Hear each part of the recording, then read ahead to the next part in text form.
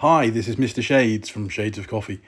Are you sick and fed up of having your Gaggia Classic 2019 or RI9480 just acting on this stupid rocker switch so that you turn it on and then you have to press it again and turn it off again? It turns off itself after 20 minutes and you can't use it on a Wi-Fi switch.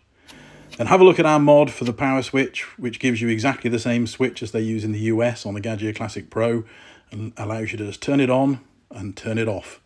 You can turn it on and leave it turned on and then turn it off with a Wi-Fi switch if you want.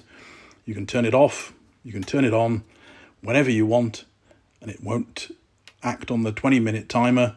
It'll just turn on and turn off.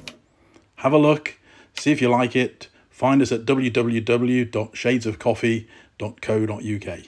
Thanks ever so much for watching.